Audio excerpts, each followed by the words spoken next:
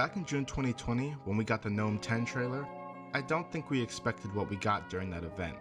I know I thought Lux vs Surf would be the main event. Little did we know Daylyt vs Tayrock would not only be the battle of the night, but also battle of the year. What's weird is that while his fans knew what the real main event would be, Daylyt didn't seem to be on the culture's radar up until then. And now 8 months later, he's butting heads with Beloved, Rum Nitty, and just about every major battle rapper there is.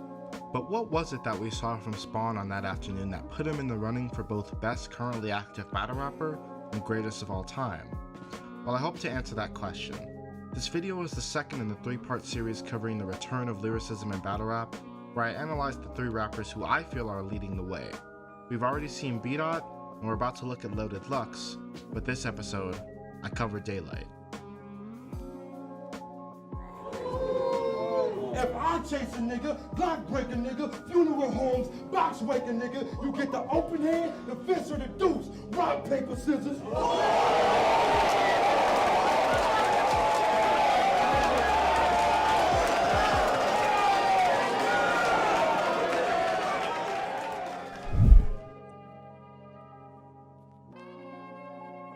Daylyt is a punching lyricist who specializes in chaining and layering schemes together to outclass his opponents. The name of the game for Daylyt is to use his comedic performance and tool set of flows to keep the crowd's attention as he weaves together schemes at incredible pace. So let's start by addressing the elephant in the room, Daylyt's pen. I'll just say it outright. Spawn is the most unique writer in battle rap.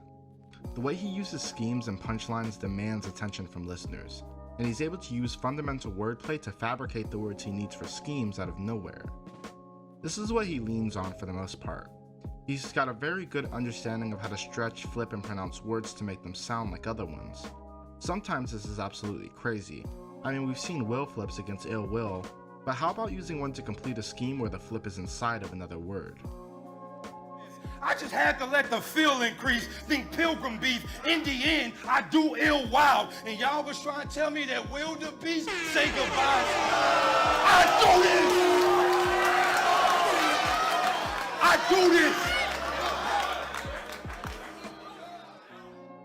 This can be a double-edged sword though, depending on how you look at it.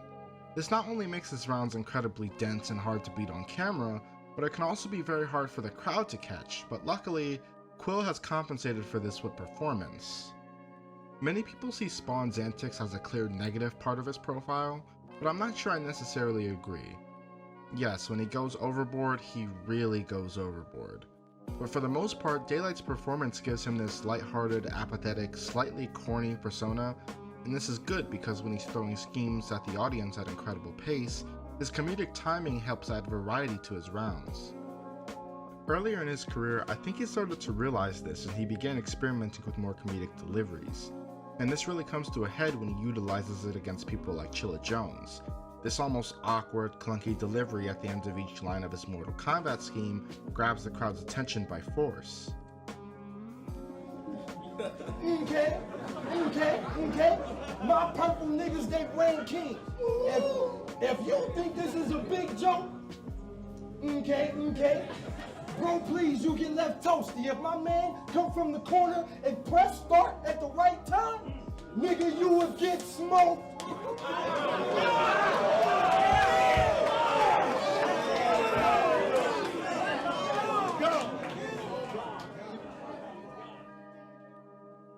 It's so unorthodox, and notice Spawn's flow, or more specifically his rhyme structure. It's rare to see Quill change up his flow because he doesn't really have that much range. Instead, Daylyt has more of a toolbox of rhyme structures that he pulls out at will. Maybe one for a certain situation and another when he feels like it. None of them are incredible or anything, but they do offer a lot of utility when it comes to giving his rounds variety and building momentum. Like in the Clips battle, he uses a different flow that we rarely see him experiment with. All viewers, y'all see I took the West from inches to the foot in every yard. We are rulers. That last battle I had with Ice, chest, we are coolers. Y'all about to think D-Rest when I'm eating. We are Hooters. I've been searching for this little boy all night. We are Cougars. You sleep on me, you get killed in your dream. We are Kruger. Fine, get smoked with the lines. We are hookahs. Clips is a clear joke. These are bloopers.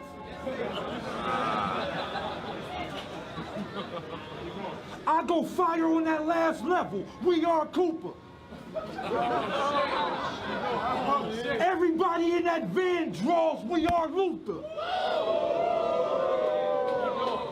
Standing there with the gauge soon as you arrive. We are loopers. That Power Range rip-off shit. VR troopers.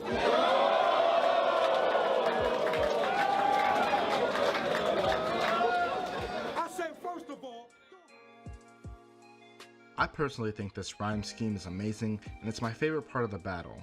It's almost like he's fishing for a reaction with each of these lines, but not in a way that's obvious or corny, and his flow builds up momentum as it goes on.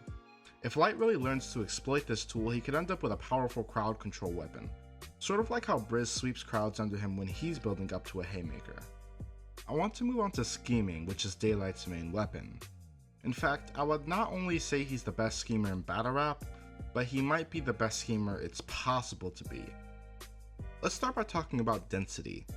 In my previous video, I compared P Dot to Av in terms of how frequently Dot uses angles. Daylyt basically does this with schemes, which is infinitely more difficult and is a testament to how sharp his writing skills are. He's a master at finding ways to connect concepts together, and he usually does this by using the last word of a scheme to start a new one. I'm not sure if this has a formal name, so for now I'll just call it chain scheming. Sometimes Light will go above and beyond, and when this happens, he can throw two schemes out simultaneously and transition into another one right after.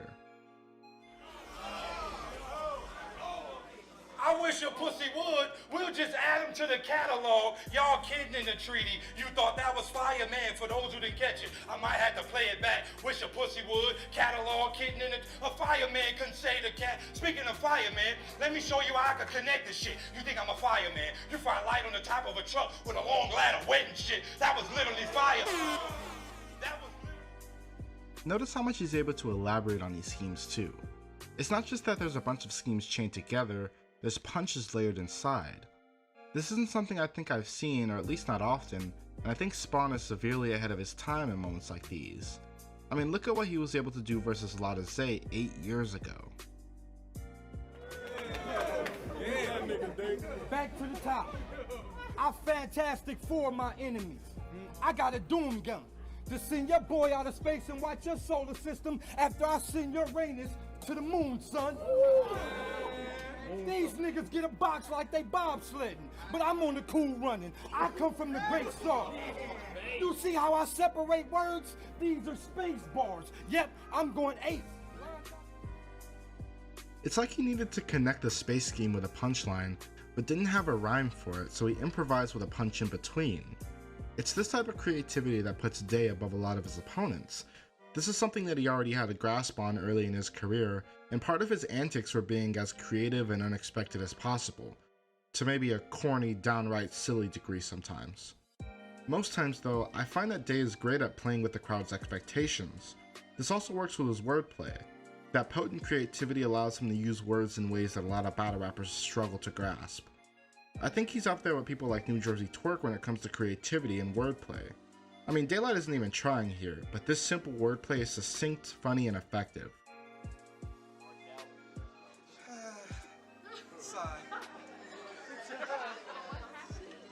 I don't gotta try. I mean, this is an automatic win for me. It feels as if I gotta buy it. The gun's so big, if I squeeze it, he gotta die. Wait, I don't think y'all heard me. I said the gun's so big, if I squeeze it, gotta die.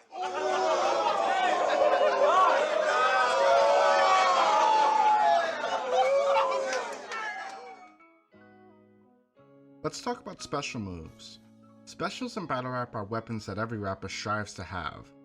On the top end of them, you can get ultimate moves that almost always win you a round, like Loaded Lux's Grey Hoodie or Geechee Gotti's Third Rounds. One thing that makes special moves powerful is how seldom they're used. A Strapped In is only in one round of a battle, and Loaded Lux's Grey Hoodie rarely makes an appearance, and because of this they're a lot more valuable and crowds will be more in tune with it.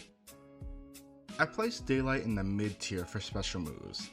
His main move, the Ski Mask, functions to slightly increase his ability to punch and significantly improves his presence. Unfortunately, I think the value of the Ski Mask has diminished a little bit by losses Daylyt has taken over the years. He got beat by Charlie Clips and Ill Will with it on, which has somewhat reduced its effect. But even so, I think Ski Mask spawn is very deadly. Daylyt isn't the type I would describe as barking on his opponents, but something about that mask gives him this towering, faceless countenance, and especially after the Tay-Rock battle, the Ski Mask is nothing to play around with. I do think Daylyt has some pretty damning flaws though. First is his consistency. He's known for not caring about battles and giving lackluster performances. He'll have half a first round for Scheme, and then do what he did against Chilla Jones 2 months later, and this makes it hard to gauge whether this is calculated laziness or just sheer inconsistency. There's also the problem of him filling space with unintelligible nonsense sometimes. A consequence of being so nuanced and complex is that Lyt has to try to populate his setups with rhymes that match the punchline. It comes back to bite him when he has to do things like calling Loso a terrible terabyte, which made no sense to me when I first heard it, and Genius isn't helping me out either, so make what you will of it. He's also done some insane reaching. It seems like he has really good ideas, but he can find it hard to bring them to fruition. This can get really egregious sometimes, like with this whole New Dudes Noodles scheme he did versus Loso.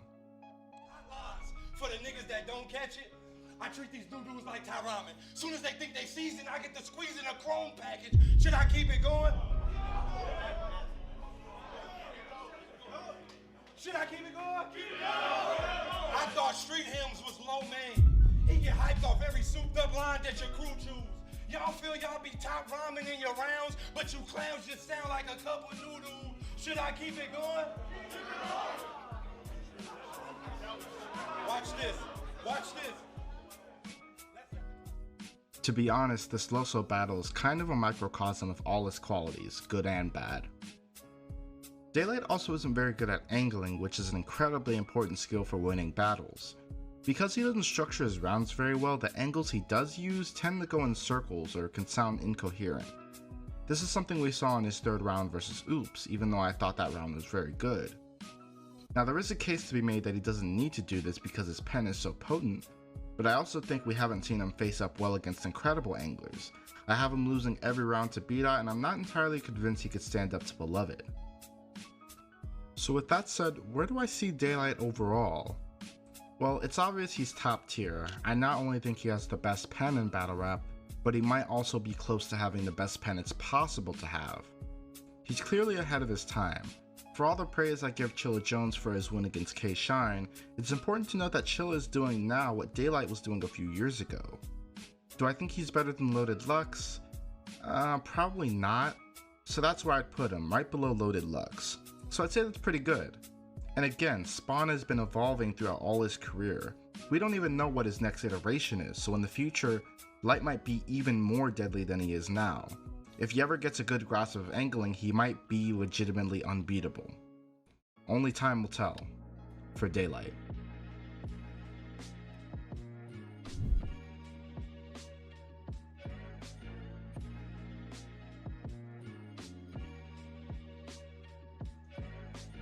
So before I end the video, I wanted to do like a little impromptu, off script type of thing, just, thanking everybody for watching. Someone sent my video to Beat-Out, my last video, and apparently he was impressed by it, so he shared it on Twitter, and my channel kind of blew up a little bit from there. So shout out to Beat-Out for that, you know what I mean? So yeah, I hope y'all are enjoying the series so far. Make sure you put in the comments who you would like to see me analyze after I finish the Resurgence of Lyricists series. And yeah, thanks for watching.